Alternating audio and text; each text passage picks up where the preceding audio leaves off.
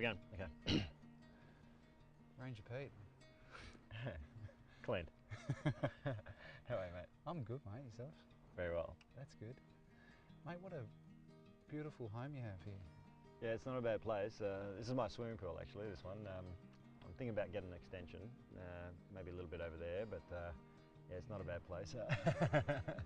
Yeah, this is Lake Mckenzie where we are, and we've got it to ourselves at the moment, just about, and normally it's very busy, this place, and you get hundreds of people here. It's probably the most popular place on the island, popular lake anyway, but even when it's really popular, people are a bit like water, you know, they follow the path of least resistance.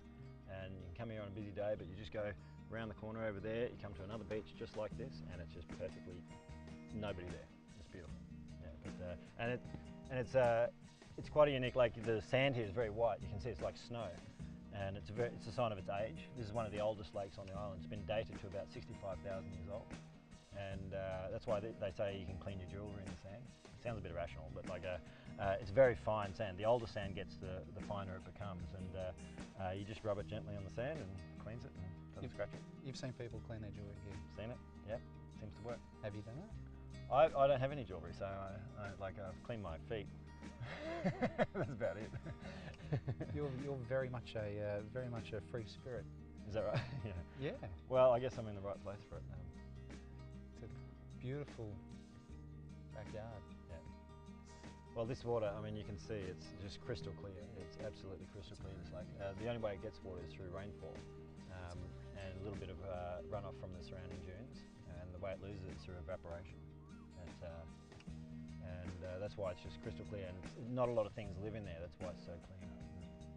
Has it ever been close to drying up? No, even in the worst dry season, the level goes down a bit, but we've had a fair bit of rain the last couple of months, and it's back to normal. Yeah. You love bringing people here? Yeah, I bring people here every week. Yeah, it's a highlight of the tour quite often. Yeah, it's a magic spot. And how long have you been a ranger for?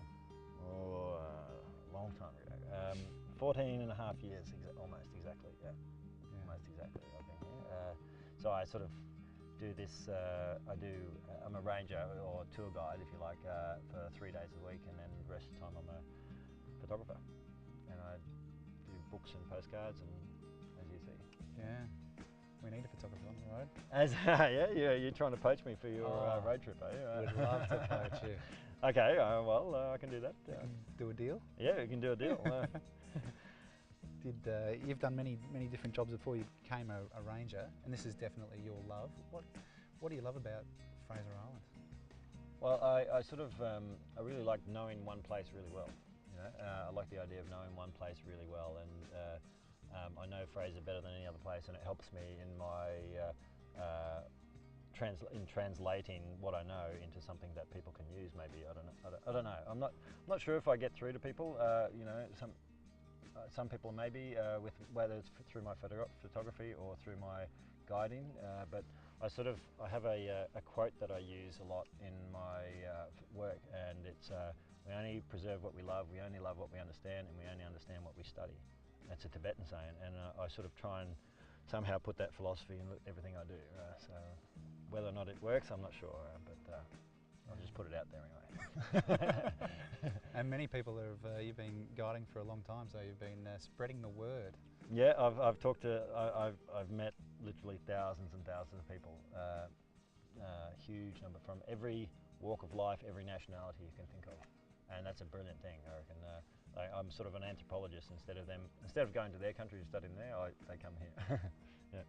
So what do you? I mean, you come here and you know people listen to you pretty much nearly every day. So what draws you here? What do you love? What do you love about this island? What do I love about Fraser? Yeah. Well, I like using it as a tool to talk about the environment. If in that respect, anyway, for the education about the environment, it's a great tool to show people how the ecosystems work and how things survive, what they've had to adapt to, and I like that. But as far as favourite place on the island, yeah, I like the sand dunes and the west coast, probably. Yeah. Yeah. Can you teach me something about this island that I know we haven't got a long time, Okay. but something unique Well, about this place? I like the idea of Fraser Island being like a living organism. Like the Aborigines have a creation myth about the island, right? And it's actually the body of a girl, a body of a goddess called Gurri, and she helped a creative spirit called Yindinji create the world, and she fell in love with the earth and wanted to live here. But instead of living here as a god, she lay down in the water and went to sleep, and they transformed her body into the island. And they gave her all the forest as a place for all the animals to live, her own people to keep her company and look after her, and gave her the lakes. The lakes are actually the eyes of this princess, so she can still see into the sky world and the world around her. And her name means paradise, and like that's the best story. That's just the coolest story, you know. And so it's very similar to a concept in ecology called the Gaia theory, which basically states that the entire Earth is like one living organism, and it's like a mini-me version, really. So I really like that idea. I reckon that's a great idea. Yeah. And it's just, you know, not So just... take that away and that's it. Oh, That's absolutely. good. Yeah. I will. It's an incredible island. We spent, you know, today, you know, with you, you're driving all over it, but it's just not an island. I mean, you've got the rainforest and you've got the lakes, and there's just so much to explore, isn't there? Yeah, there's a lot of stuff here you can do. You can spend 14 and a half years here. Probably more. I'll probably be here forever. I don't know. Do you just get fascinated every day? Yeah. I find fascination with really small things, little things, whether it's patterns, and I love patterns, and I'm obsessed with patterns, really, and so I feel like I'm doing something new every day. So yeah. What a brilliant office to do that in. Yeah. So make sure you send lots of people here. Oh, send them your way, don't worry. Yeah, send them here. And I'll show them my place. Yeah. In fact, they should call it Pete's Place. We'll see what we can do. I'll see if I can get it changed. Yeah.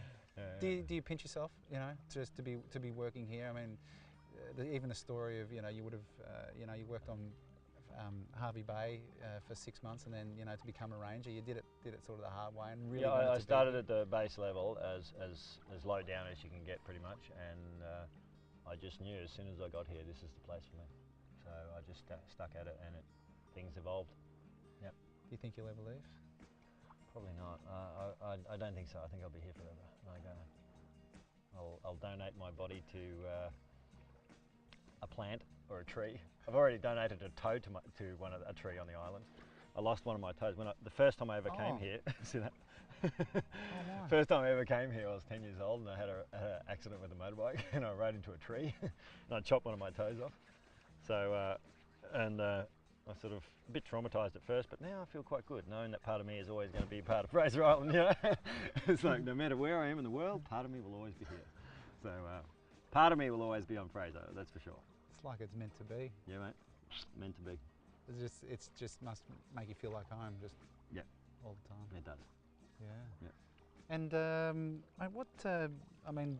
what an Australian sort of icon to have, you know, here in our backyard. You know, we have many people from all over the world coming here and finding bits and pieces about it. Like, into another sort of theme, what does it mean to you to be Australian? Ooh, that's a tough question. What does it mean to be Australian? Well, I actually have never really felt, my parents are German, so I've never really felt 100% Australian.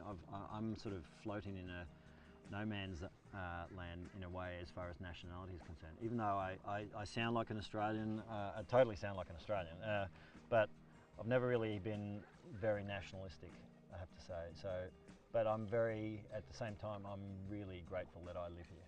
Like, I think this is just the best place on the planet. Like, I'm very grateful to live in Australia.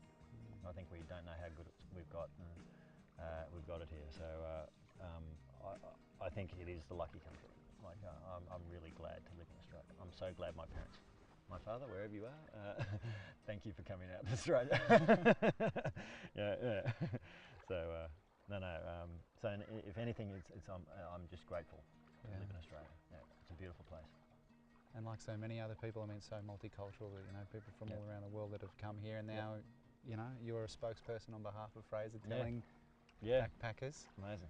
Isn't history an amazing thing? How, like, the sequence of events that led us to be sitting on this beach, that's an amazing thing. Yeah. And just sitting here, just, you know, you've got the lake and you've got the trees and the clouds, and, you know, you've got a photographer's eye. Just by casting your eye out there, how does that make you feel? When I look at this scene, and I don't know, it's pretty. It's great clouds. Like, clouds make the photo. Like, clouds just seem to add character to the sky, and I don't know, the sound of the water, everything. It's just it's very romantic. Pity you're a bloke.